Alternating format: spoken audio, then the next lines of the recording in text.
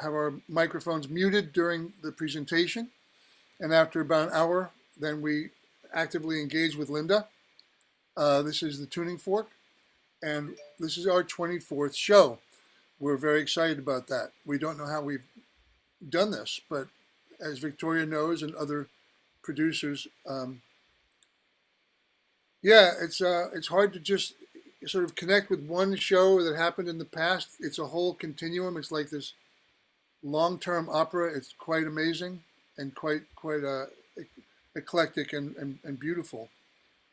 So Linda Weintraub is our guest, and we're really been looking forward to this for a long time. Oh, Julie Harrison's tuning in from Ancramdale.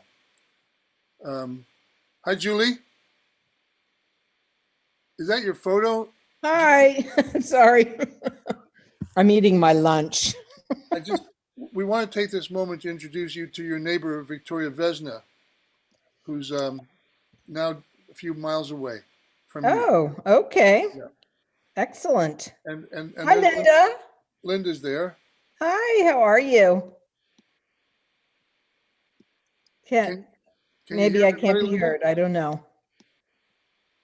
Okay, so Linda's going to, I think, share some material with us. But before we start, Linda, maybe just tell us where you are in the world right now, and what's new, what's going on. Oh, there's nothing that's not new. I'm starting a whole new life up in Ithaca, New York, where I moved in the fall after selling a beloved homestead in Rhinebeck. And we're starting at this late date in our lives all over again. So we have purchased a 4-acre piece of land, which breaks my heart every time I go there. I was thinking today about the time that I went with my niece who was adopting a child to the formal adoption proceedings in a judge's chambers. And it was so interesting to see those who were adopting vital, bright, delightful little kids and those who are adopting those with special needs. I've adopted a piece of land with special needs. It has literally been a dump for 100 years, and the undoing of abuse has become a full-time job. But I could run in the other room and bring back an image of what we are planning to construct and design there as a brand new homestead. So the positive parts and the constructive parts are imminent, but they haven't begun yet. Ithaca is about maybe 300 miles west of the Hudson. Is that about right? Well, I just know it by how long did it take me to drive the distance, and it's a 4-hour drive, so probably less than 300. Yeah. That was a whole new culture up here, different kind of terrain, different kind of people. It's been an immersion in a brand new way of being. So vitalizing and sometimes daunting all at the same time. But that seems to be the way you like it, Linda. I seem to want to stir things up. This has been going on since I was a naughty little girl. So yeah, it's exciting out there when you don't conform to status quo. Well, would you like to start to show us some of the work? Because there's a lot of material. It's tragic always to not have enough time to touch all the areas with depth that we want to.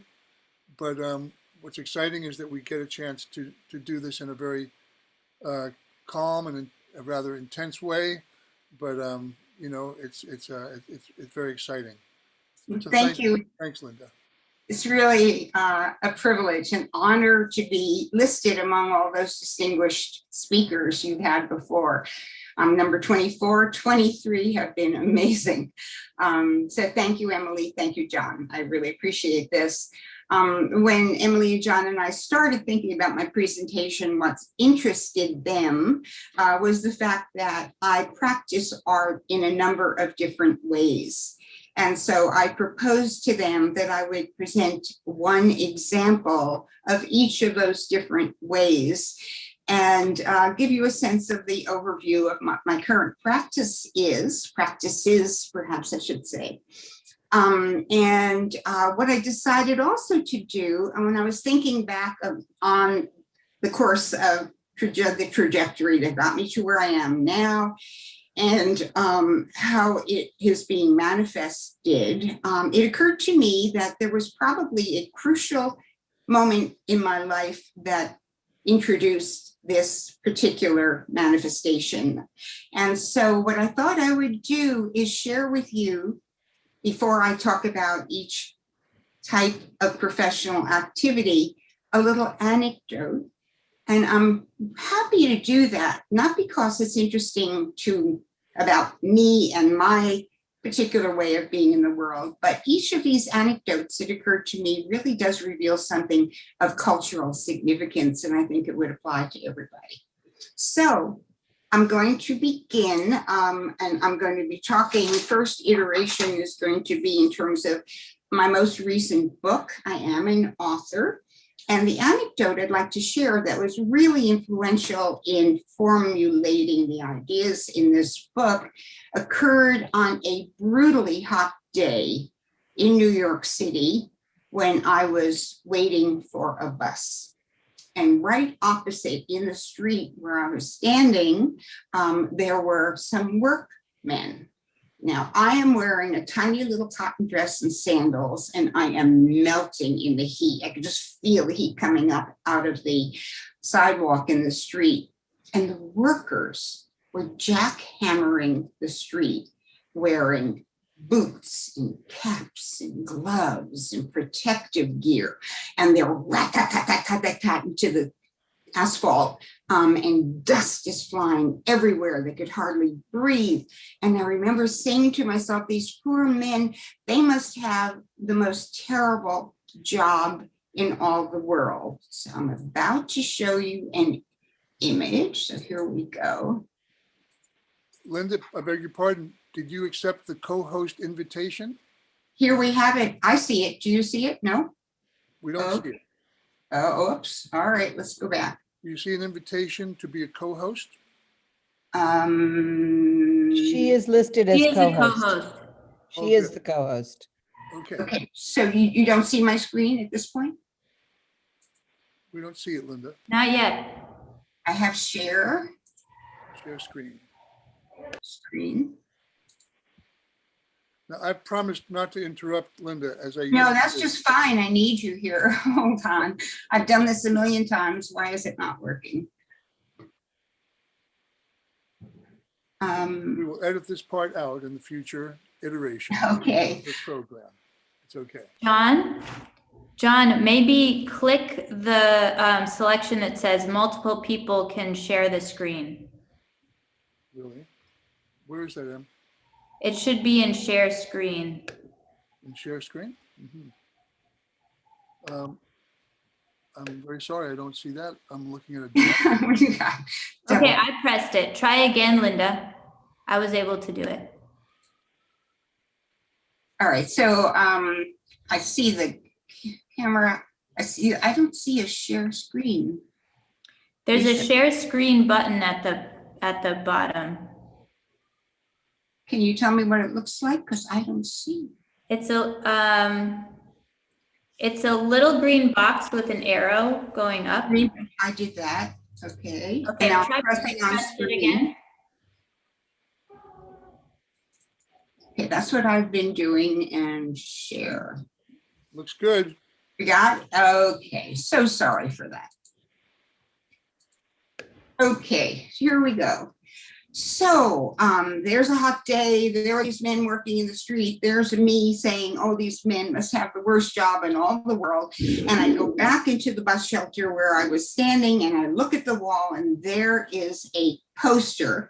It's this poster of Mike Rowe, who the poster was promoting the television show that had been on for years and years and years called Dirty Jobs. And perhaps you're familiar with it, but in this show, Mike Rowe exposes himself to what are considered the most unappealing ways to earn a living. Everybody gets grossed out, and it's an entertainment of sorts. So I'm looking at this poster and I'm reading all of the entries of what is considered the really worst job.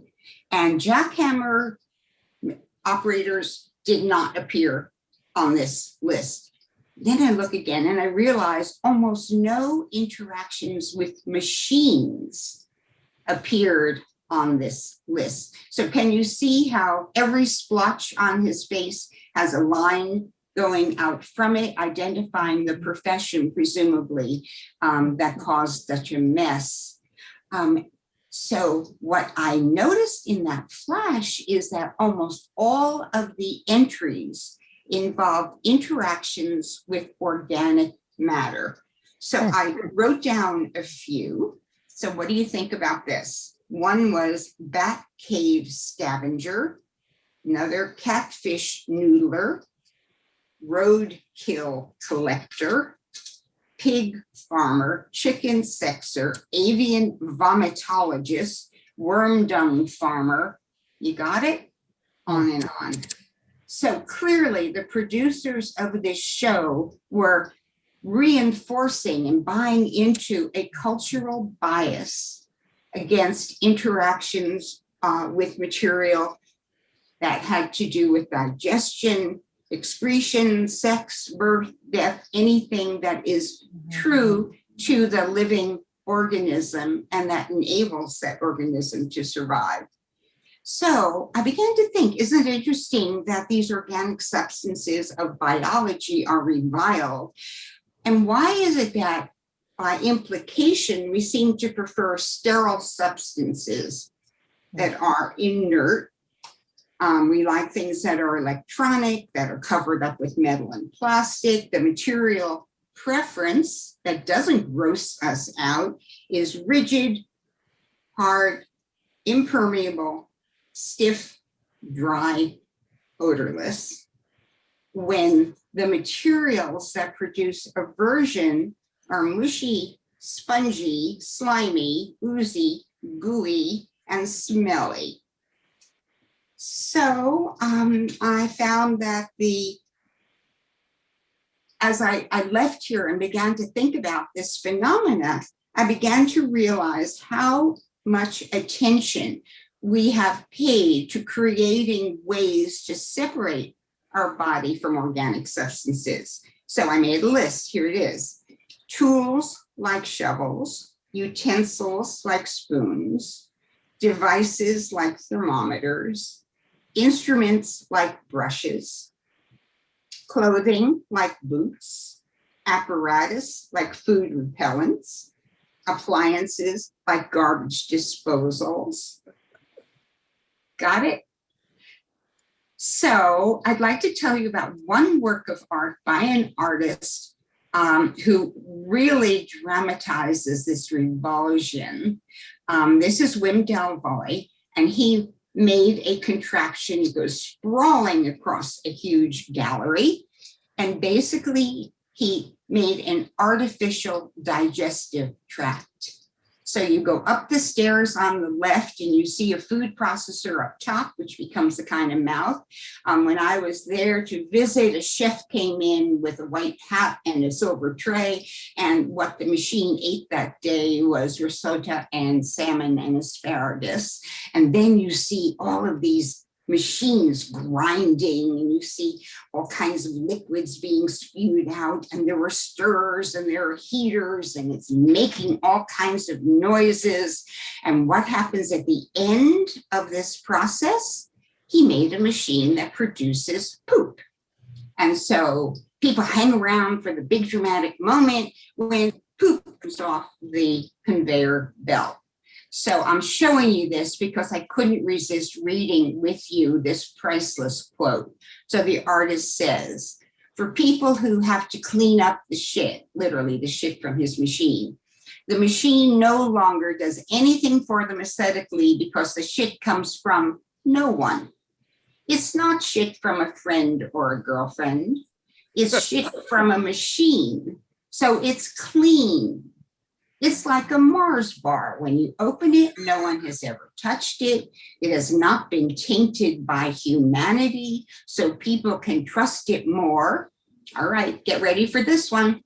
He says, they wouldn't eat the shit, but this thought is less disturbing than if it were from any human being, even the one you love the most. So I'd love to hear if you agree with that. Okay, so this little episode and Women Don't Fall Together really acquainted me with the phenomena of our material preferences and our aversions. And so I've done a lot of research on that. I created a whole book on this theme. So what I'm going to show you is the first, this little samples of the first chapter in this book, which I call What's Next? Eco-Materialism in Contemporary Art. So it is a vast exploration of materiality in the contemporary world.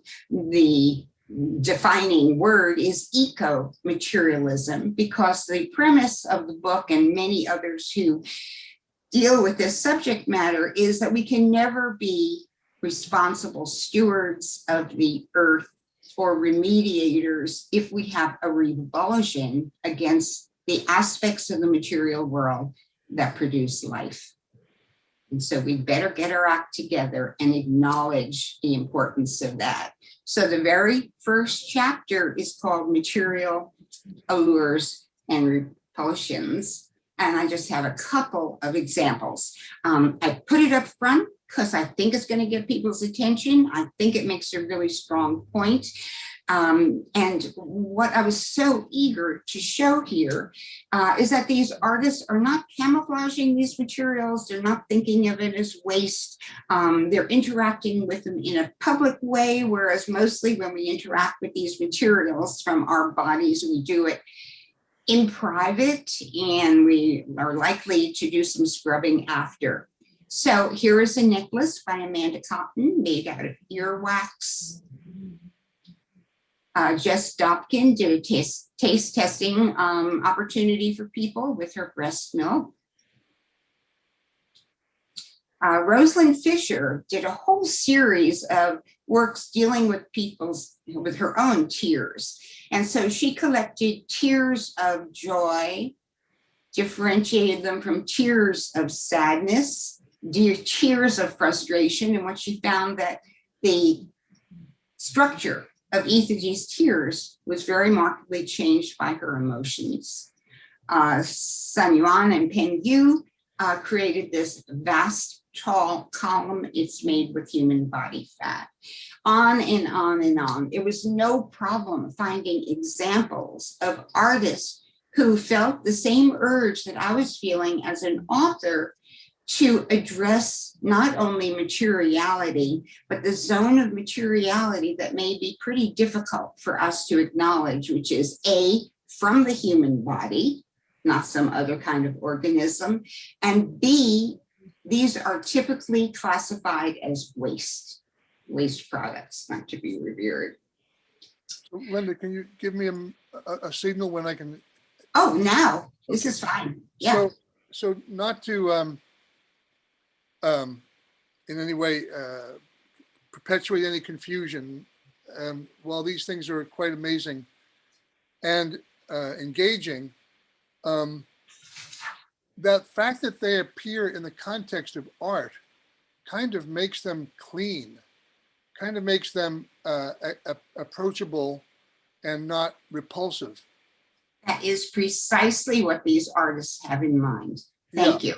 So the idea is to acknowledge their existence and to get them out of the garbage can, out of the gutter, out of the zone of squeamishness, and present them as bona fide materials for the elevated zone of artistic manufacturing. So what we're compelled to do is to consider these as a kind of new language of aesthetics. Well, I don't think I think that the aesthetics comes about after. Their primary motivation, I think, is acknowledgement of the materiality. I don't know how you are considering aesthetics, and I hope we can talk about this more, but at this moment, is it wonderful to look at or not? And that may be a device for the artist to diminish the repulsive factor and elevate the respect factor, you know. So we could talk at some point, maybe not today, but about sensitizing or desensitizing, challenging our conventional perceptions and projections. So this desensitizing creates the opportunity to evolve our sensibilities for taking care of the earth, the planet, each other. Perfect. Yeah, thank you. Okay, should we go on? Yeah. Okay. All right. So I'm also a curator, and I'm really eager to show you a source of inspiration in the form of this. I guess I'd call it an anecdote. I've got a bunch of grandkids. One of my grandsons is a teenager. When we spend time together, we have developed a kind of an exchange communication. So he comes and spends some time with me, and I introduce him to the films I love and the poetry I love and whatever else comes from my culture. And then I always invite him to share with me elements of his culture. He loves fashion and he loves all the kids' stuff. And it's been really interesting to get a tutorial from an 18-year-old. So that's how I was introduced to heavy metal music. And I did a little bit of reading about it, and I realized how it is the intention of these heavy metal bands to provoke, to flaunt their disregard for taboos, to present us with the most unsettling kind of material. Also, they are rebels in anything that had to do with social politeness and cleanliness was absolutely out of their realm. And the history is really fraught with congressional oversight and accusations of blasphemy and devil worship and a lot of drama around this. So I wasn't looking for this revelation, but there it came to me that these musicians went beyond just physical, organic, biological materials. They amped it up to include what is possibly more revolting to more people even than those substances. And that is the decomposition, the putrefaction of the organic matter as it decomposes.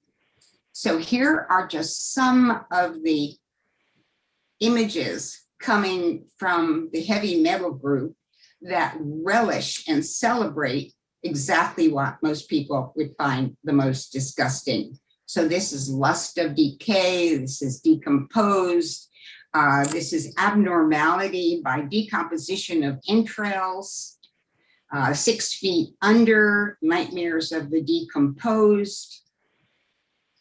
This is grave diggers, putrid pile. This is the quote, food for maggots. I made a list. It is worth listening to, I think. Lust of decay, man must die, mortal decay, decompose, still life decay, putrid pile, garden of decay, years of decay, garden of bones, our kingdom of decay, internal decay, stench of decay, display of decay, house of decay, years of decay, sounds of decay, divine decay. All right, what do we do with this? Here is a sensibility about the material world and a component of it, which is the most essential to the perpetuation of life, or equally as essential to the perpetuation of life. So I decided to create an exhibition on this theme. And the title of the exhibition is Beyond Death. It is in proposal stage. I'm really eager to share it with the world if there is an institution anywhere that would consider it. And what I try to do with this project is to reverse the association of putrefaction and decay, changing it from revulsion and squeamishness to, well, I guess there would be a hierarchy, like acknowledgement of its importance, appreciation, and maybe even honoring it, celebrating it. So I have a whole list of artists who are working with the post-death scenario.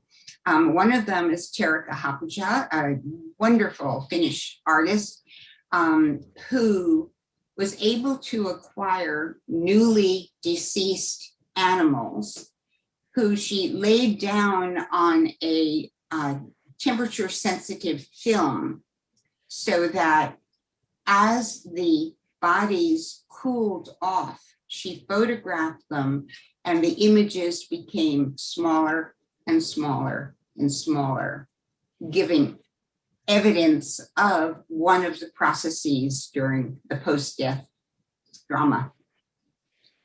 And she says, as we die, the difference between us and our surroundings vanish. We give away the energy needed for sustaining life, lose the coherent form of our body, and finally we become dust. What is key to a lot of this work is that when we are alive, we consume resources to maintain our energy and our physical beings. When we die, this reverses and we become the food. We become a donor of materiality. So Jae-Rim Lee created an infinity burial suit for herself, and she's willing to share with others. It is a suit in which the patterns that you see replicate the growth of mycelia that she really carefully researched, because these are mycelia that not only, she says, accelerate decomposition, they eat the skin and the nails and the hair and the flesh and all the other parts of the human body, but they also decontaminate it at the same time, so that it acknowledges the fact that both the soil and the human body have become contaminated, overladen with chemicals that don't create fertile soil at the end. And so she's hoping to attend to that. And she says, today I'm confronting my own mortality and developing a post-apocalyptic urban eco-material system that is low cost, carries a zero carbon and ecological footprint, and uses urban industrial waste and psychoactive and medicinal mushrooms for soil remediation and human consumption. And one other example out of so many is Kathy High, who purchased a plot for herself in a green cemetery, and then did a great deal of research about the plants that she hopes to support with her decomposing body after she dies. She also places there the birds that her cat attacked. And she says, in this age of the Anthropocene, our thoughts often turn to mortality, both of our individual selves and that of the earth we thought we once knew, but life goes on. Our bodies and even our buildings dissolve as slow release fertilizer into the indefatigable processes of plantness. There is no separation, only subsumption. And this work, the earth will have us, the earth does have us. Okay, how about it, John or Emily? Do you want to make a comment? Emily? I just wanted to ask you, Linda, about the first artist. I don't know, maybe this is too specific, but the one who was talking about mycelium and mushrooms and burial. I think I know her and she was trying to teach the mushrooms to actually absorb the body's hair and nails. Is that right? Yeah. Mhm. Okay. Anyway, I'm glad you brought The her up. idea I'm is so intrigued by her. these artists are welcoming the scavengers, the maggots and the vultures and the decomposers carrying beetles, because there are sanitation workers. And what they do is take the compound molecules that made our body, but now we don't need those molecules once we have passed away. So these organisms, particularly the bacteria and the fungi, separate them out into their tiny units of matter so that they can be reassembled and support other forms of life. So it is the essential way that life continues, because those molecules, I like to say the molecules in our body are on loan from the ecosystem. We don't own them. And so we borrow them, we use them while we're alive, and then the idea is to give them back. It's also interesting how few burial rituals attend to that in our world, attend to that component of the post-death situation. Linda, you referenced the notion of neo-materialism, and I guess that these are concrete sorts of placeholders for this philosophy of neo-materialism. Could you say something about neo-materialism at this moment in your presentation? So I have to say, neo-materialism I became aware of it after the fact. I mean, my fascination with materials preceded that. I began to think about how it would impact my own life, my own artwork, and my curatorial and writing projects. And lo and behold, I'm well into this pursuit. And I discover there is something that has emerged in the 21st century. It is a philosophical movement, and it's called Neo-Materialism, and it is being practiced by academics and philosophers of all kinds of persuasions who share the compulsion, I don't want to use too strong a word, to return to materiality. And the basic thesis among all these diverse voices is that contemporary culture has diverted us from material interactions, that we feel much more comfortable by observing something that's mediated and presented on a screen and is all cleaned up. And that there are costs to that. There are ecological costs, there are economic costs to that, there are spiritual costs to that. And so there has been this upswelling of research and literature, and here we see examples of art that seem to share the impulse and show the necessity of us reacquainting ourselves with the material world. I don't know anybody who is a neo-materialist who says we have to abandon our technology and give up all the other conveniences and progressions that we've enjoyed. But boy, we have to balance it. And so there is a movement. So I began to think about this and wonder, would there be any artists who share my interest? So the first thing that happened is, wow, I kept coming for more and more of these artists who are doing exactly that. And even after that, I learned that there's a philosophical movement that is already grounding this in intellectual rigor. And I highly recommend just tasting it. It is fascinating.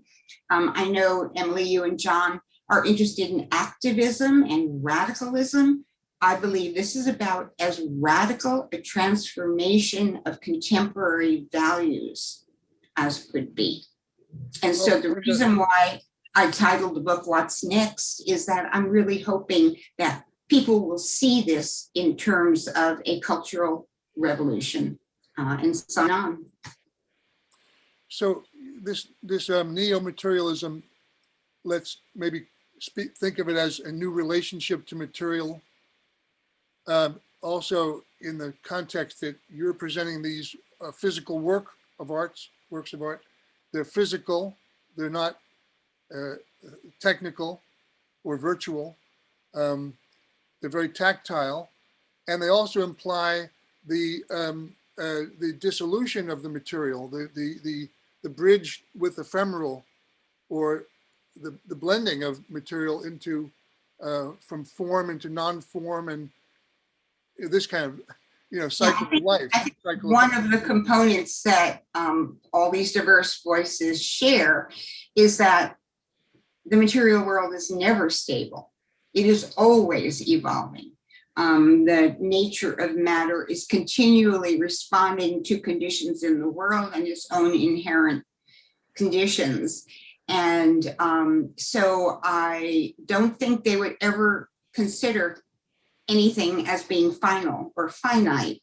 And what Jaron Lee says, she's titled her piece Infinity Burial Suit. Well, how do you acquire infinity in an ecological sense? Well, the molecules that comprise your life now are free to embody other forms of life. And so what was once yours is now going to move on and on if you pass your molecules to others and don't embalm your body, which interferes with this process. And cremation is very questionable. I know it's the favored approach for many people, but ecologically, it has some limitations. Without wanting to enter into morbidity, but maybe that's okay, but we had a difficult time trying to find a place to bury our friend, Pamela Kraft, who did so much work for indigenous communities around the world. And we very much wanted to inter her body, as was done with your friend and our friend, Carolee Schneemann, in the earth, to be, decomposed and recreating, regenerating the ecosystem.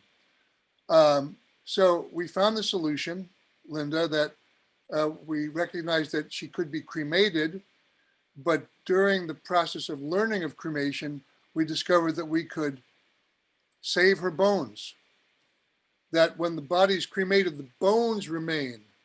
And so after the cremation, the bones are ground up into pulver, they pulverized into powder, and they're mixed up with the ashes. So we've asked the funeral directors to remove the bones from the ashes and let us keep them so that they can be buried in a so-called sanitized state and regenerating the nature where they will be buried. Right. It seems like the act of grinding up the bones lends itself to your thesis, Linda, of not wanting to engage with the material. Because I didn't know that bones didn't burn. And a lot of people I have spoken with didn't realize that in the process of a cremation, they actually have to grind the bones. Right. Well, cremation is a very sanitized way of handling the post-death situation. And I know it's many people's preferences. I have purchased my own plot and paid for it in a green cemetery. My first choice was not to go to a cemetery, but to do something more intimate. There are so many health regulations and ordinances and papers to sign that I just couldn't impose that on anybody after. And so that seemed, the green cemetery seemed like a useful and acceptable alternative. Okay, I'm a homesteader. I don't know what to say about this. I'm going to show you a bunch of images, and there's just too much to talk about. And but I will tell you about the moment when my life was absolutely transformed. This may be the pivotal pivotal experience of my life. I love the question that John posed to me earlier, and I should prepare myself for answering, and that is, was there a life-altering moment when your realization about the world was completely changed? And I'm thinking, yes, indeed, it was this, but it wasn't a big dramatic event. It was the tiniest little offhand comment, 3 words, little words, and it just rocked my sensibilities to the very core. So the story is this. I guess I should go back and say my husband and I have designed, this was our 8th house. We're currently doing our 9th house. So we have a history of purchasing rundown or raw land and creating dwellings on it. When we purchased this 11-acre property that you're looking at here, it was like beyond more wonderful than anything that we had done previous to this. And I was on the phone, I was talking to an artist and describing to him this raw land with no structures, had not been attended to for 100 or more years. And he asked me to tell him about it. So I told him about the meadow and the distant mountain views and the fact that the sun sets over the west. We can watch the sunset over the Catskills every night. And there was a stream that was rippling on the edge of the property. And I distinctly remember my last words. I was exuberant and I said, "It's so beautiful." And what I got was a long silence. And I just felt something was churning, something was happening. And I held on, waited for his response, which finally came. So I had said, "Oh, it's so beautiful." And his response to that was, "Is that all?" Hung up the phone and started my new life, literally. Because I was born in Elizabeth, New Jersey, an industrial city. I didn't have much acquaintance with beautiful environments and landscapes. And I was responding to this piece of land as if I was an artist, looking at landscape, and it pleased my eye. And I was making at that point no other demands or requests of this piece of land. I was perfectly happy because it looked so good. And then when he said, "Is that all?" I remember going outside, wandering over this property. We hadn't even touched it yet, with a whole new mindset. And that is, what else can land be? What should I want of it? What can it provide for me other than beauty? So the first thing I noticed is, well, there are a lot of stones on this property. Maybe this could be a resource. And as a matter of fact, I have done a lot of stone building all through. Here's the inside. These stones come from the outside. There was fuel for our wood stove. There was other wood for construction purposes. There was water that was fresh and full of minerals. We directed the water itself from the stream so that it enhanced the fertility of the land. We created gathering places like this fire pit right off the dining room of the house. And so the first surge of what can land be other than beautiful, I think really much settled into the category of what kind of resources kind of provide. I was also doing new foraging, which I had never done.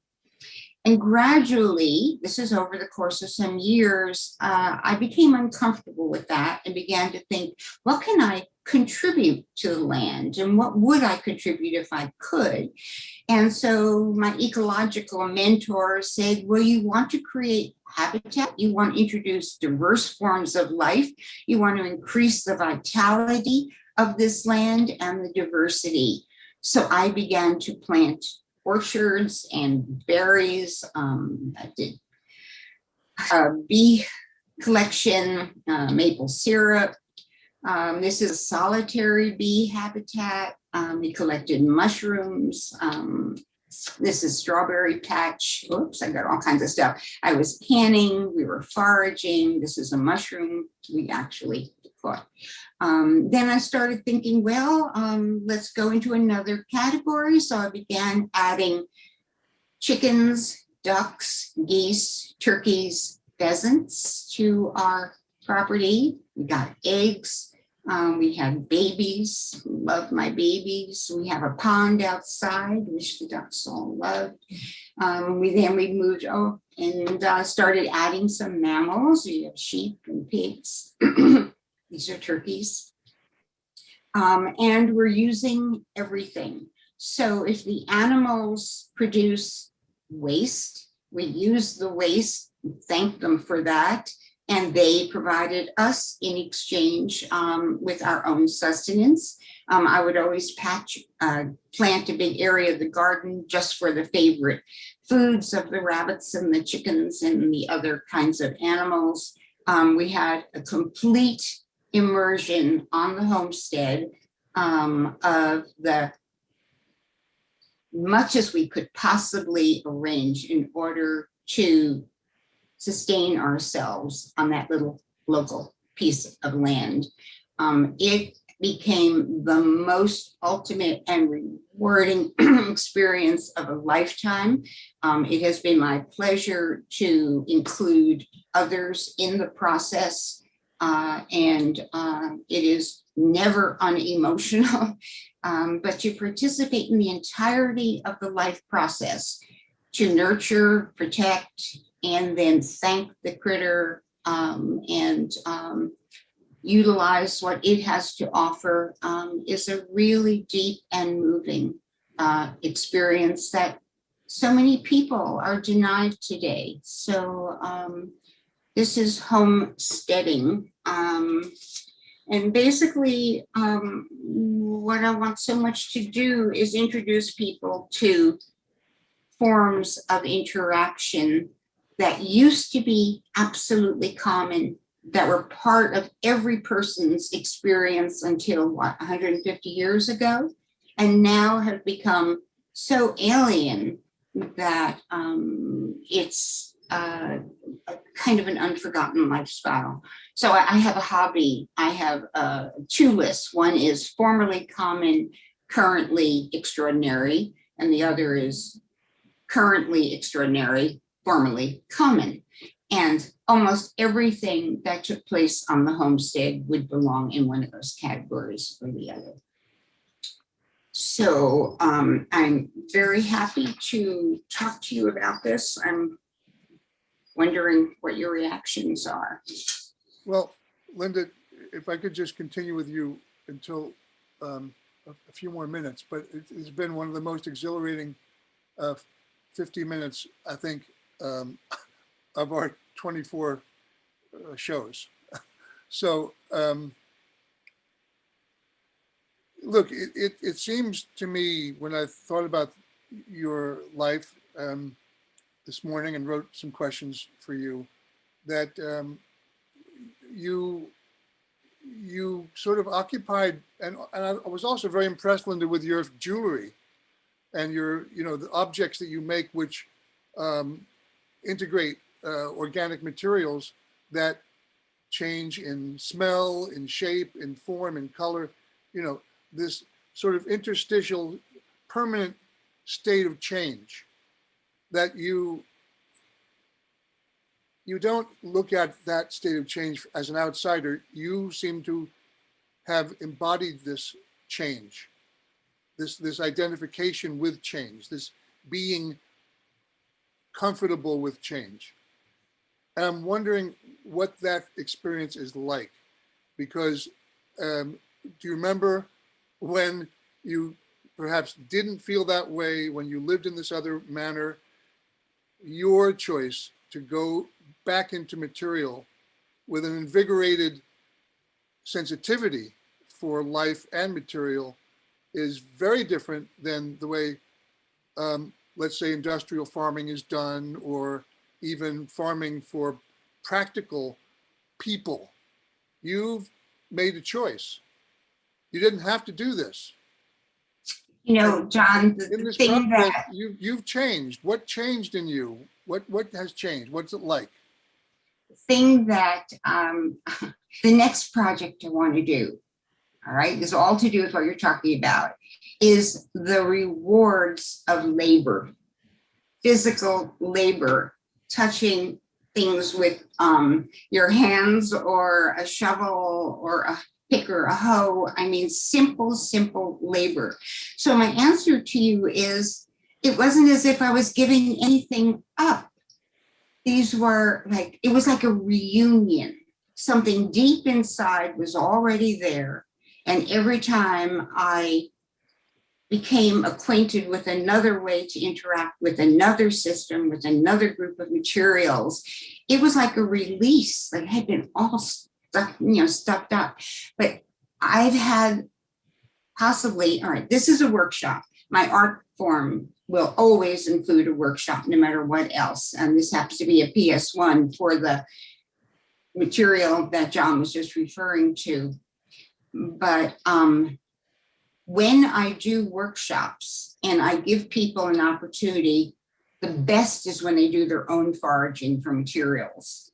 Next best is when they make something with material I foraged. They have the same reaction. Victoria is here. I did a workshop at UCLA, and it was wide open. No students were assigned to come. They stopped in if they wanted to. And my glory moment then was when the entire UCLA football team came into the gallery.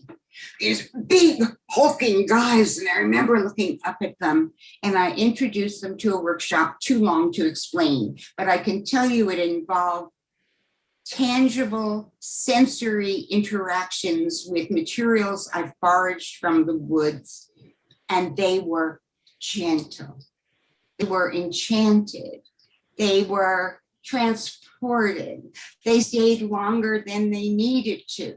I will never forget one of these big line tackle guys, whatever it is, sitting on the floor with the feathers I had brought and throwing it in the air and watching it drift down in absolute silence. The student was enchanted.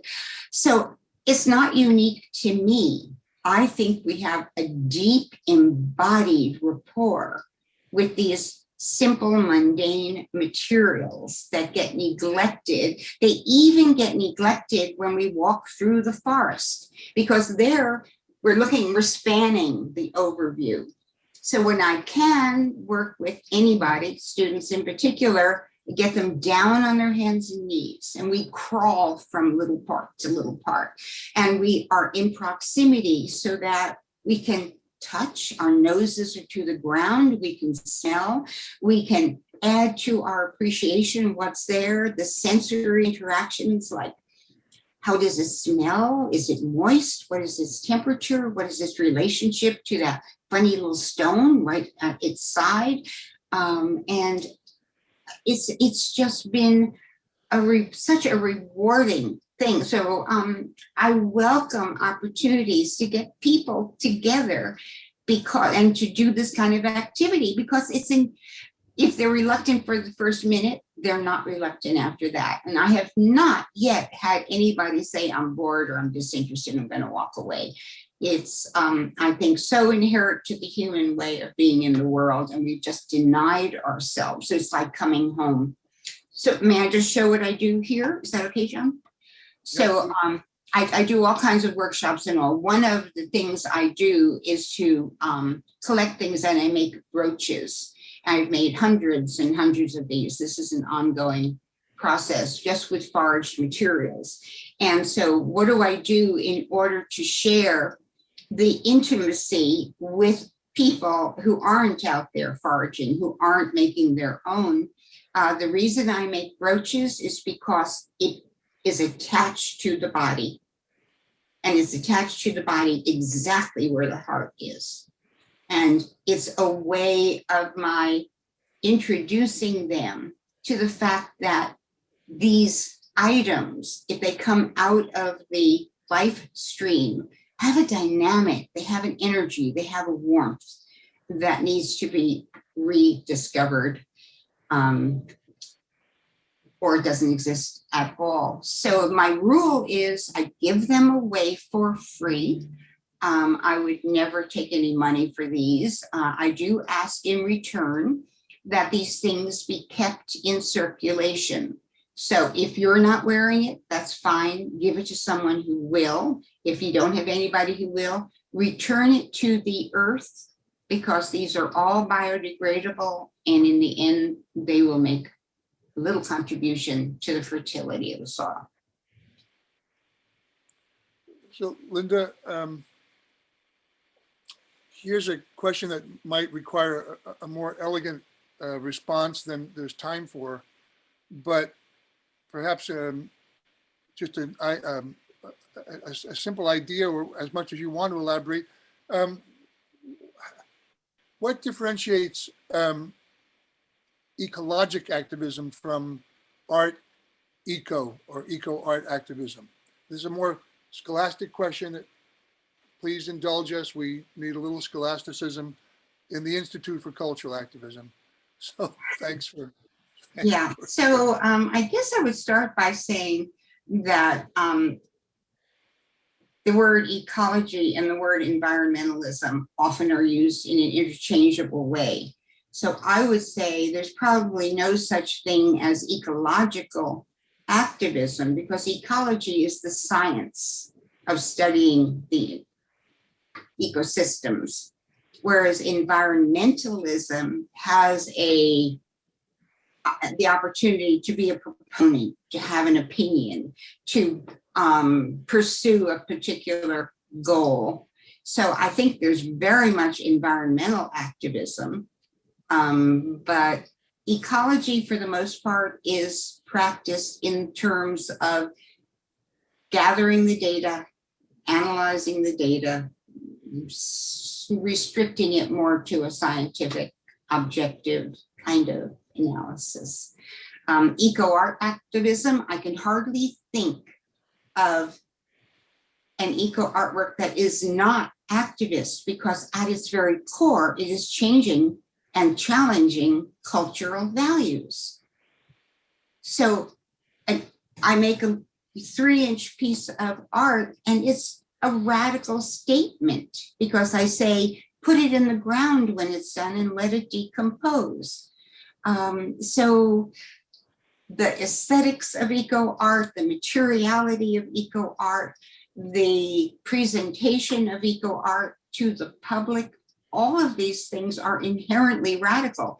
I don't think an eco artist has to say, I'm going to get out there and I'm going to do something activist today. It is inherent to eco art. It certainly violates the traditions and conventions of art practice. So for instance, an eco artist is much less inclined to be self-expressive than to elicit the material realities around them. An eco artist would be loath to create a work of art that is intended to be preserved for all time, because that is alien to the nature of interaction and community and mutuality that is inherent to ecosystems. So the more that art assumes the dynamics and the material realities of the ecosystem, the more radical it is. So what did I call my book, What's Next? Because I'm really hoping that students who read the book will think, well, if I'm going to make art that is eligible for inclusion in the art history books of the future, what is the art that's going to represent our era just today? And that, I believe, is going to be art that addresses our planetary crisis.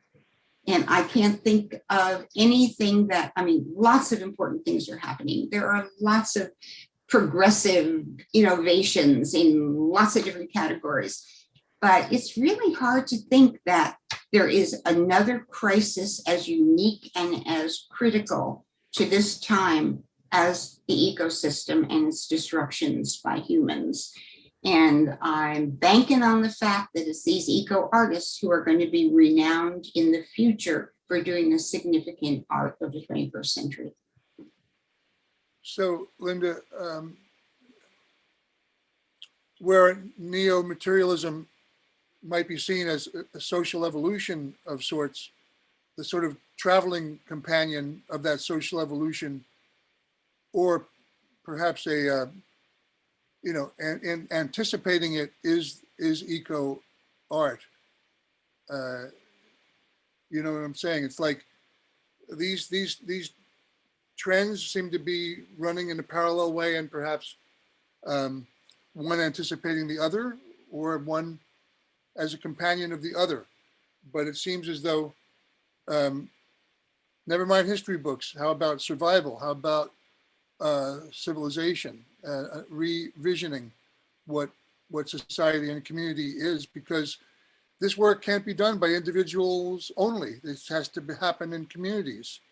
It has to embrace a whole social transformation and process, which I think is implied as cultural activism, that there is an element at least of revisiting what society is and how it functions.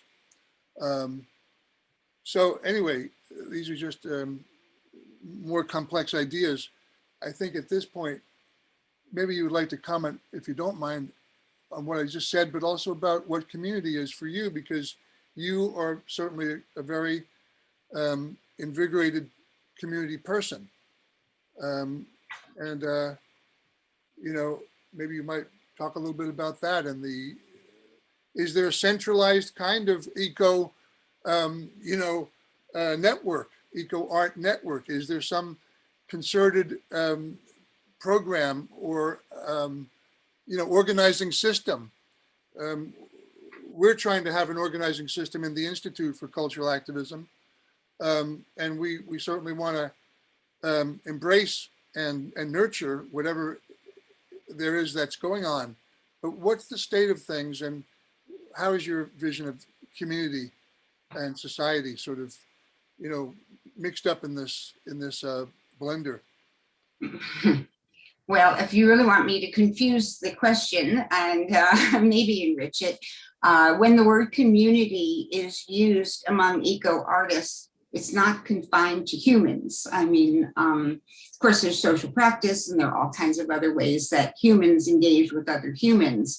But one of the activist and radical components of eco art practice is that artists will consider the microbes and the bacteria and the fungi and the animals and the plants as their community, and we become neighbors, and we attend to each other in a neighborly fashion, and we accommodate each other's needs. And that is really a core concept of eco art.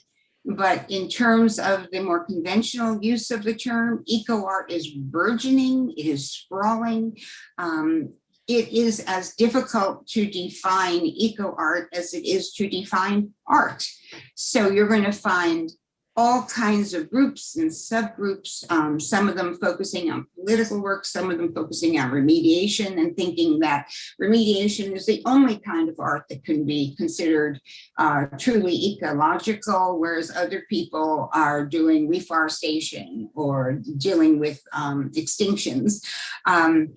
Ecology in itself is such a sprawling enterprise. My sense is, yes, we need group effort. Yes, we also need individual effort. Yes, we also need political attention, governmental, municipal, every level. I mean, we've got to do this thing together. The most heartening talk I heard recently had to do with, when we really want to do something, we humans can pull it off.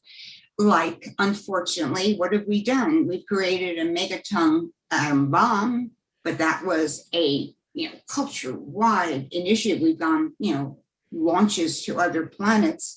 If we address the ecological disruptions with that kind of commitment, I really do believe we can make a difference. And I'm not going to give up. I mean, the other thing about eco-artists is if you're an eco-artist, you're an optimist. You're not going to be an eco-artist if you think nothing will change and it's only going to get worse and worse. Eco-artists are there to enlighten and reform and mediate and do positive work. So I'm taking a lot of latitudes. I'm feeling uncomfortable about this, John. Well, no, perhaps now, I'm surrendering my moderating position to the intelligence and talent of other people here. And I thank you all for your patience with my naivete and. May I take 1 minute and just show what I'm working on right now in terms of book? Oh gosh, I have this delightful anecdote, but I guess we don't have time. But I've become increasingly aware of the fact that we have 30 minutes, Linda. Oh, can I tell you my anecdote? Last one. As we were just discussing, my little homestead had become a kind of a pilgrimage. And I've had all kinds of groups come and people linger, and some student groups. And there is a camp right abutting the property in Rhinebeck. And so I had quite a lot of opportunities to interact with children. And when I could, I'd invite them up and we do a tour of all the animals in the gardens and whatever. So on this particular occasion, I had a group of young 8 or 9 year old kids, and I took them into the fowl house and I showed them around, and I showed them where the chickens were laying their eggs, and they even found a couple of eggs. And I'm saying to myself, oh, I'm so happy to be able to share these enriching and uplifting experiences with these young people. And then we walked out, and I was walking behind 2 little boys. And I heard one little boy say, oh, that was disgusting. And so, of course, I paid attention. And he said, did you see those eggs? They came out of the chickens' butts. And then there is this long silence. And he goes on and he says, I'd never eat those eggs. I'd only eat the eggs from the store. At which point, I decided the next thing I was going to write was an eco book for children. I was going to focus on eating because it's a subject that they can relate to. I was going to introduce them to all of the themes that we've been talking about. And so I now have a manuscript, which is called Who Do You Eat?, in which at this point, 18 different animals and some plants explain in rhyming verse what and how they eat. So we could look at this or not. I know we haven't got much time, but I'm so excited about this project. I have no idea whether there's a publisher out there in all the world who would deign to produce something like this. But anyhow, okay, maybe I should just read the last little 4-liner, because who is eaten and who does the eating might be reversed without ever cheating. Because I was talking up until now that I'm so hungry when I wake up from my long winter's nap. I want to eat everything in sight. Okay, roles are switched and you fix my fate if you think Bear Burgers with ketchup is great. So I try to introduce these themes of we eat and we get eaten. We are all predators, and in order to live, we are taking life. That this is an irreversible and irrefutable law of life, and it's too easy to ignore in our contemporary culture. Okay, I'm done. The floor is open. Yeah, exactly. Right, Victoria. Well, that was 1 hour. How'd that feel, Linda? I think we did okay. Thank you for your questions. I don't know if I answered them well. Yeah. So just please, anyone unmute yourself. Let us know. There's Emily Harris. Emily and I are not in the same space today, which makes it really easy to identify us as an individual, people in different places. I'm wondering if for this question and answer, Linda, if you could stop sharing your screen so we could see everyone on the monitor.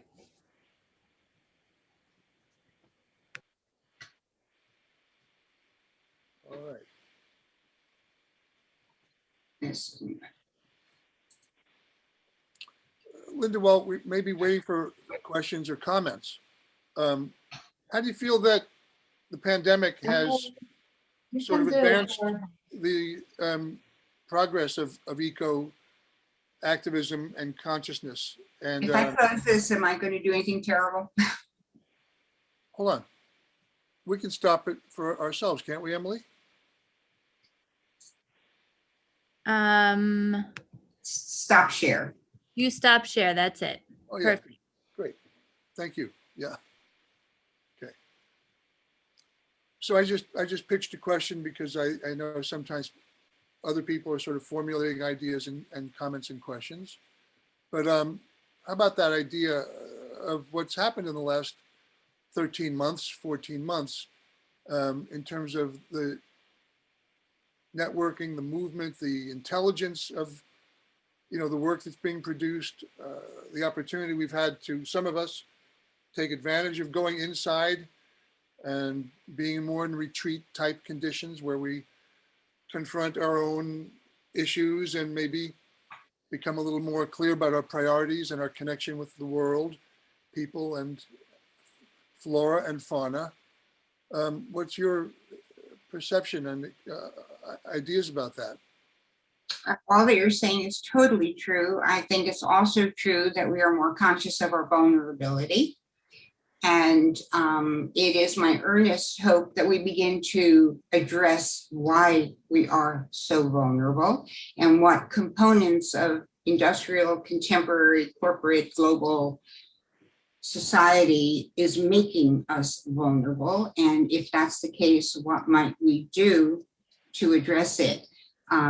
Was it Vandana Shiva had a really interesting talk about COVID that I listened to, in which she said, yes, the coronavirus is terrible. Yes, people are losing their lives. Yes, of course, this is a serious concern, but it pales in comparison with the health risks due to environmental disruptions. And she went on to list all kinds of heart problems and diabetes and obesity and high blood pressure and autism. I mean, the list, she says, hundreds of thousands of people have died from COVID. That's really bad. Millions and millions have died from environmental distress. And she really was urging us to consider why we are vulnerable now. And what is the real enemy that we should be addressing? So she talks about the fact that we gathered up our resources and we addressed this issue with warlike fanaticism and we got our vaccines out, and all that is true. We're capable of doing it, but we have, according to her and according to me, maybe we've misdirected some of the anxiety and some of the urgency. And so it was really thought-provoking. I'd love to hear what other people say and think about that.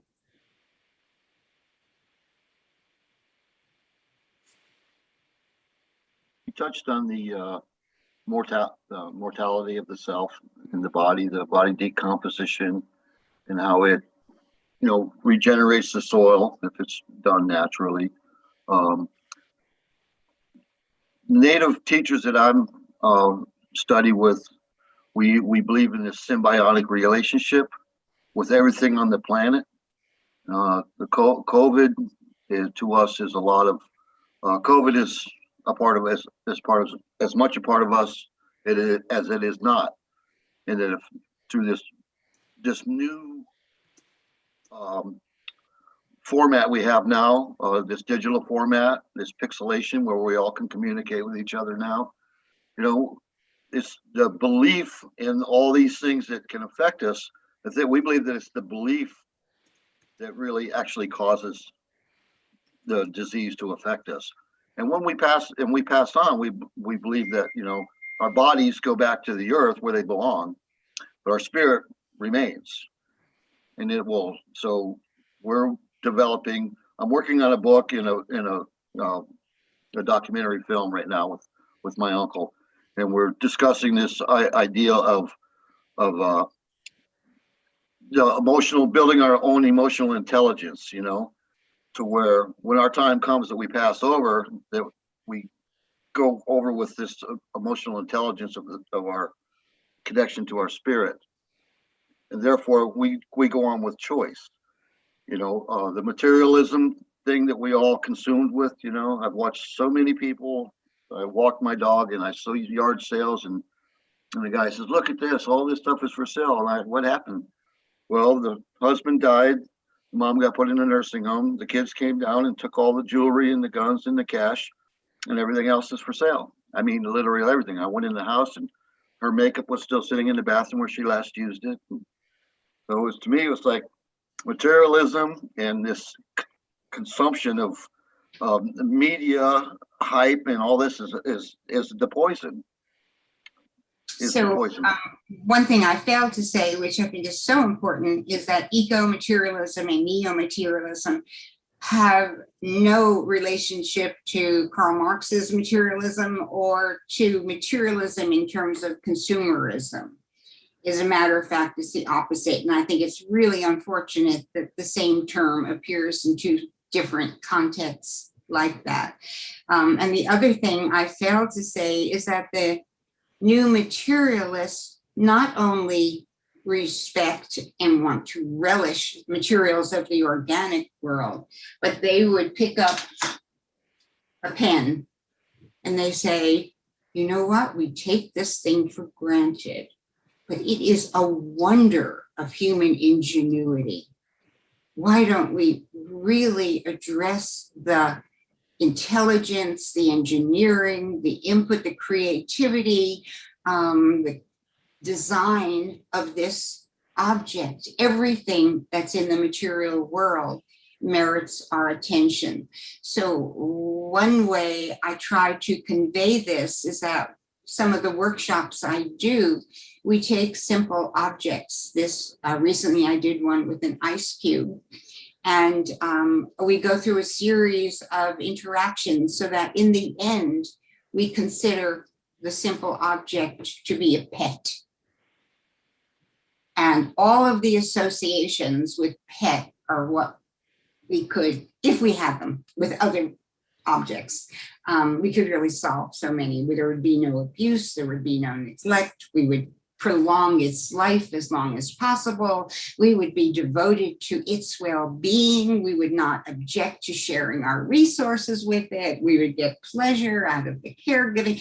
Think about it. So if you can make the pen or an ice cube your pet, you're going to have a different attitude. So that's the kind of materialism that the new materialists are focusing on. Well, but Linda, it also sounds not just like some dualistic idea of outside materialist things. It's also neo-corporeality, neo-cognizance of body and interdependency. And I think that's where you distinguish also this concept of a philosophy or a an ism of economic or political framework. It's a totally different thing. Yes, it is. So Riva had a question. Hi, Linda. How are you? Nice to see you. You too. I was wondering, was it a particular talk that I'm forgetting her name now.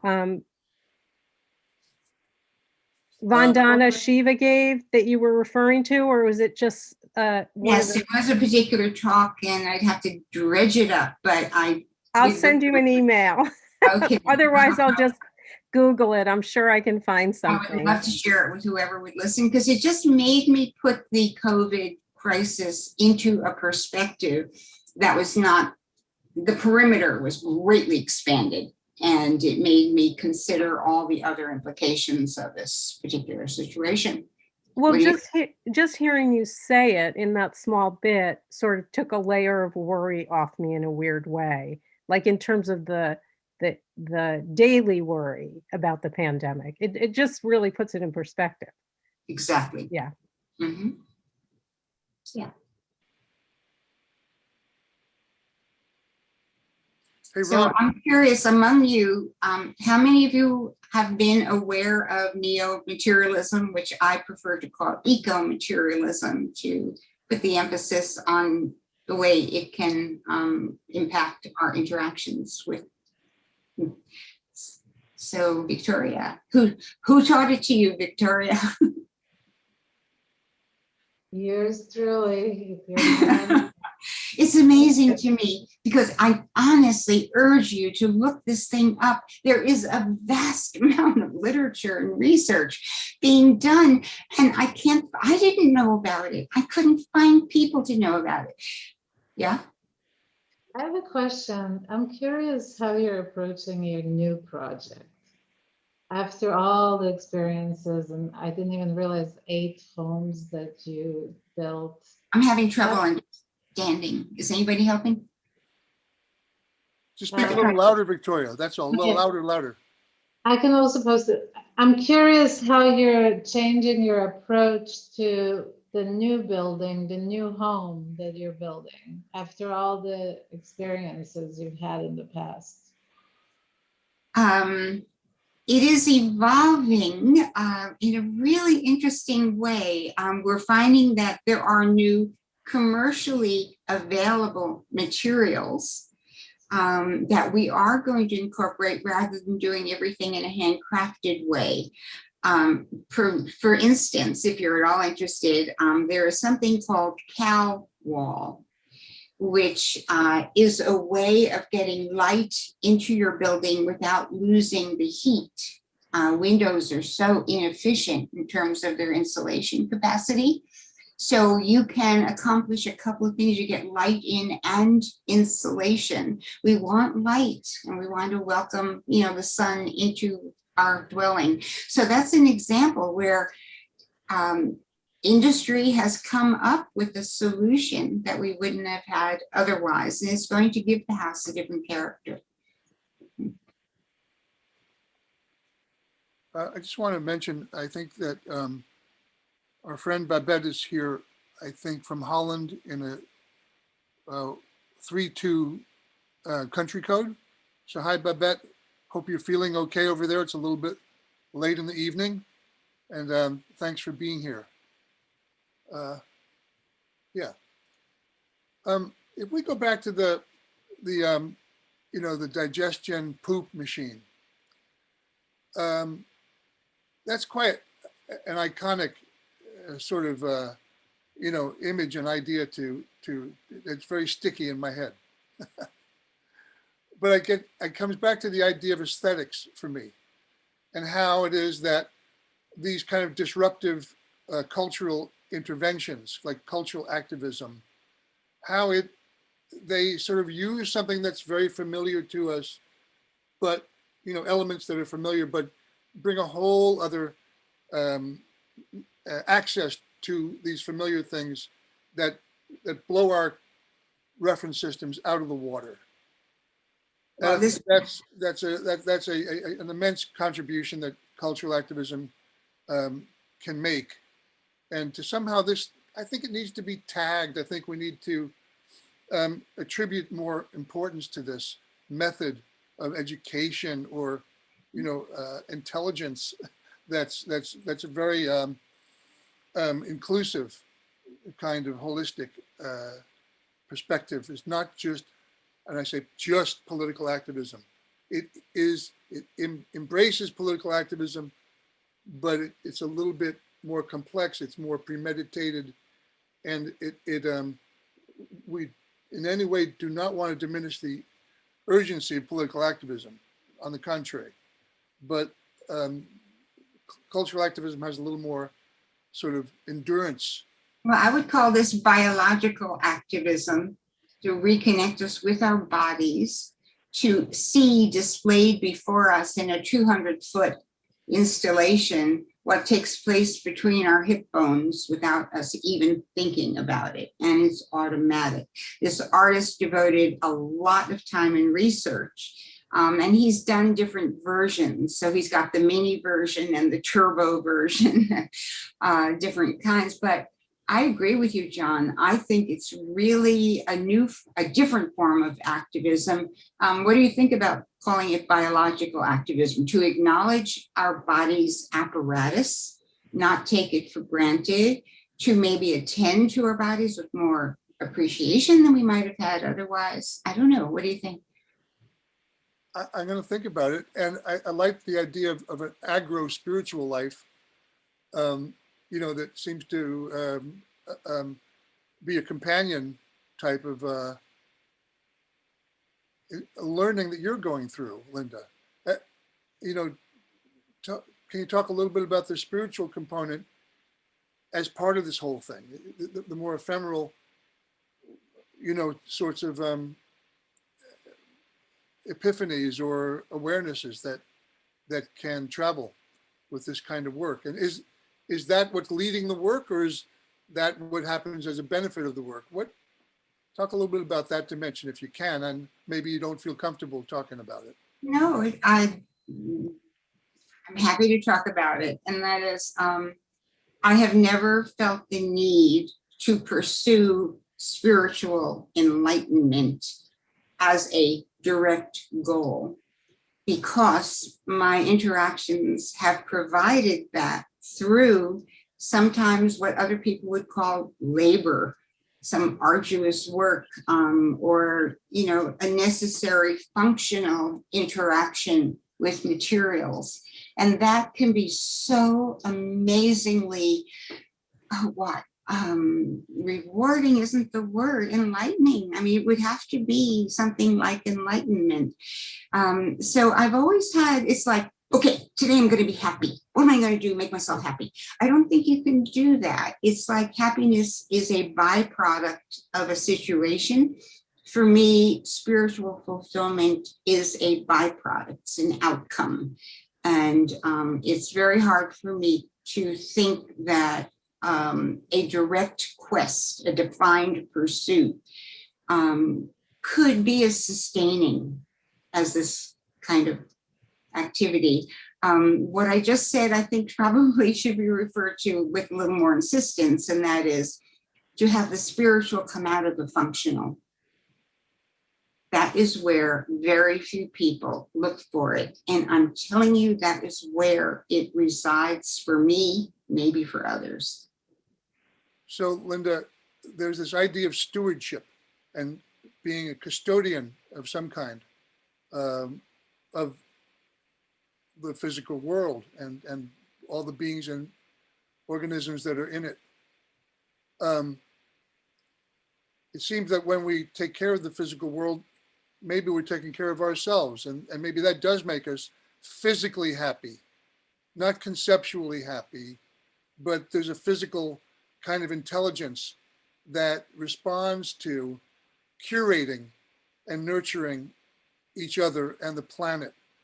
When one is severely depressed, it's advised that they do things for other people, and that alleviates and liberates them from the pattern of depression, because there's an actual benefit that's visible from their actions. And so the earth also needs that healing, that nurturing, and I don't see why the non-conceptual experience of laboring with, flora and fauna would not be radically enlightening and liberating, and put everything into another perspective and context that we normally dwell on, these mundane, more habituated, addictive patterns we have. There's such a simple way to refer to this, and that is you get a sense of belonging. I mean, we live on the earth, but we don't integrate our lives with it. But it's like, as I said before, you get the feeling you're going home, home on the earth. It's there. Ron, I'm really curious about your traditions and how much of this resonates with what you study and participate in. Ron Daniels. Yes, a lot of it is resonating. I see a lot of parallels, fragmented parallels of that we're all kind of discovering the same things.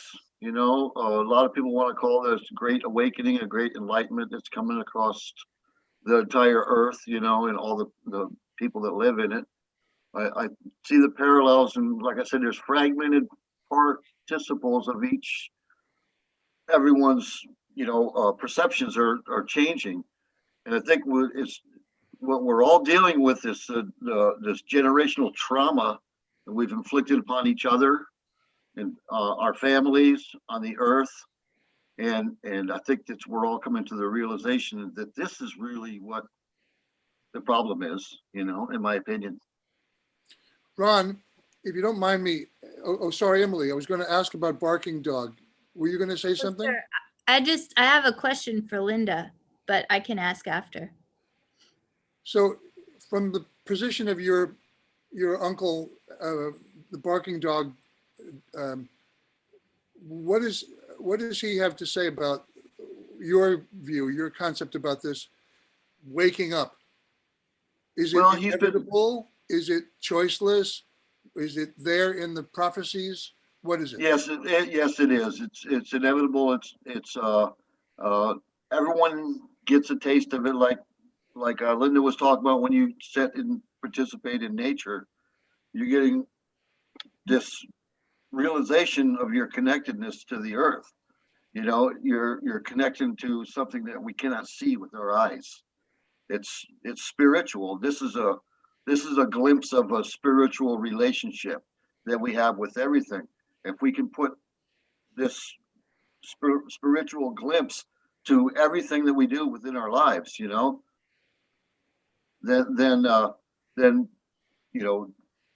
the change is inevitable. It's coming across as inevitable. I mean, we see the hypocrisy daily, every day, and it's the media is guilty of it. They're guilty of this generational trauma. I mean, they still continue to subjectify women. Men forgot they came from a woman. And all these changes are coming, and they're coming at a pretty rapid pace. There's a lot of us that the prophecies say, that a great cleansing will come. And there's a lot of us that will not survive. But there's also even more of us that are going to survive this, and we're going to survive it in a spiritual way. We're not, our physical bodies are going to go away, and those that have not, seen what's plainly in front of all of us, or they're going to have to repeat until they can find their way.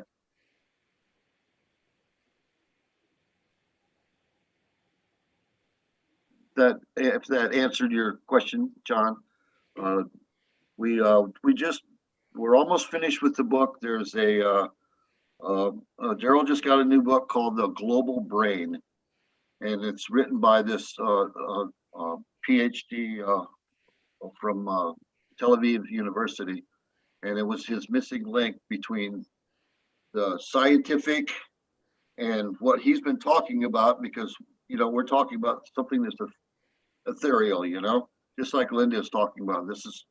These are ethereal subjects, and this has given him we've been waiting for the forward of the book, to get the publication going. And he finally, this doctor in Tel Aviv University has connected scientifically with what he's trying to say spiritually. So it's great progress is being made, and it's been very an epiphany moment for him and for all of us. I think the book is going to really be sensational and life-changing. Linda, I just would invite you to watch the show, the broadcast we did with barking dog Daryl Brown, Chief Barking Dog, back in October. That's the gentleman that Ron is referring to, his uncle. Thank you. I'd like to do that. So there's Julie Harrison. Hi. Yeah, I have to run, but Linda, God, you're amazing. I can't believe you left your homestead, but onward, to the next chapter. I just love everything you've talked about tonight, and I wish you luck in finding a publisher. That this book sounds fantastic. Everything. You're just amazing. You're one of my heroes. So Oh my goodness. I Well, wanted to let thank you I so want to much tell for you that. tuning Yeah, in. I need to tell you that before I have to leave. So really, really appreciate this. And I thank appreciate you, Tuning Fork, for hosting. Thank you. See you soon, Julie. Okay. Yeah. Take care. Thank you.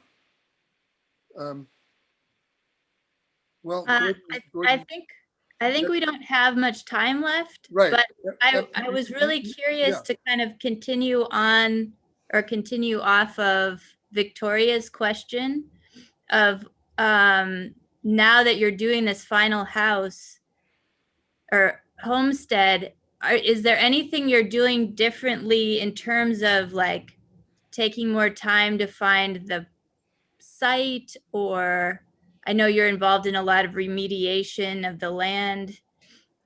How is this experience different than past ones, or how are you looking at it? Are you asking different questions? Lots of different questions. Let's see. The first time we undertook a homesteading life, it wasn't as if we came with a formed vision of what we wanted. So incrementally, little by little, I plant a few fruit trees, and then, maybe we could have a whole orchard, or gosh, maybe we should put some bees near the fruit trees. They're such good, so it just evolved. And so it was like every year I became familiar with another life-sustaining process. It's not like that now. I've been around. I know what's involved. And so my head is just full because I want to do it all right now. And the other thing that's frankly, confidentially, I don't know, providing some urgency is that my husband and I are old. We plant baby fruit trees. We're not going to see them grow. Do we think about how far into the future do we plan? The future suddenly has become a very potent topic, and it's not our future. And part of the issue with our future is how long am I going to be able to be lifting stone and digging ditches and doing all the things I love to do? So this project is fraught with not just moral dilemmas, although there's always that. There are these personal projections that are mortal dilemmas. Mortal, that's absolutely true. Thank you. So no, it's not the same. Yes, I want to do it all. Is it reasonable to do it all? How much can we impose on the land initially? Does it need to be nurtured in a little more gradual and gentle fashion? I don't have answers to any of this. And you know what? I find myself needing guidance. So there is a very active permaculture community in this area. And it feels like I want to be a student again. And I mean, these people know the ecosystems here. They know the fauna, the flora, what wildlife is something that should be nurtured and which should be somehow avoided. And so I am reaching out to people now, where I was doing it, this big independent thing before. So, yeah. Thank you. Okay, We're Emily. timeless, Linda. We're timeless. You don't have to worry about your property, you'll leave behind a legacy, your books and your art. You've already left a legacy behind. So your timelessness will always be there, The funny thing is, John was talking about impermanence. It's all impermanent. The books are going to get dumped and ignored. The book that I put out 26 years ago and it's been selling for 26 years, is Wow. getting put to rest. We've got 300 copies left, and everybody's like, that's so, that I thought maybe we'd sell 2,000 copies if we're lucky, and it would be over with 22 years ago. So I don't expect longevity, and I very much respond to conditions that I see at the moment without thinking of posterity, and it's all okay. I gave away, before we moved, a dumpster full of my old records and notes and all evidence of my other life. I did the same thing. I gave up when I left Florida and I moved to Michigan. Everything that was my past life, I dug a hole and I burned it all. I was like, because it doesn't matter. It was liberating. It was so liberating. I couldn't believe how liberating it felt, because really, who cares? Nobody, it didn't matter to anyone unless they could make money off of me. Basically, I used to be a general contractor for 38 years. So all that mattered was to people who could make money off of me, And when I gave up that ability for people to take advantage of me, it was the most liberating thing ever for me. Great. Yes. I appreciate you, Linda. Thank you so much for being on today. Oh, well, I thank you all for listening. I really appreciate it. And feedback anytime. I'd love to hear from you. Don't hesitate to get in touch. So I think Thanks, Linda. Sally Harris and Ron Smith both have hi, Sally. Hi. Thanks, Linda. You're just a wonderful spirit. Love you. Thank you. Love you too. Appreciate it. That's Emily's mother. Oh, wow. How nice. I noticed the same last names, but it's not such an unusual last name. Where are you? In Afton, Minnesota. In where? Afton, Minnesota. Oh, you're far, far away. Is that where Emily grew up? Yes. Well, thank you for tuning in. Yeah, thank you. Ron has a complicated question or requires a complicated answer. I don't know. Not tonight, Ron? No, go ahead. It's a simple question, but it may require a longer answer than we have time for right now, especially since I have to get to another meeting. But thank you for this presentation. It's quite remarkable to me. Not only the new material, but how it resonates with some of the older material that I'm familiar with. But my question is, in an art form that is so impermanent and is so tied to cycles of the earth, to returning to the earth, it seems to me like documentation becomes a really critical part in all of this, especially if we're leaving a legacy for the future. So other than photographs, video, film, are there new ways of documenting this work that we should be aware of? Well, I would say it's ironic if you rely on photographs and video, because we're back to the immaterial screen transmissions there. And my sense is,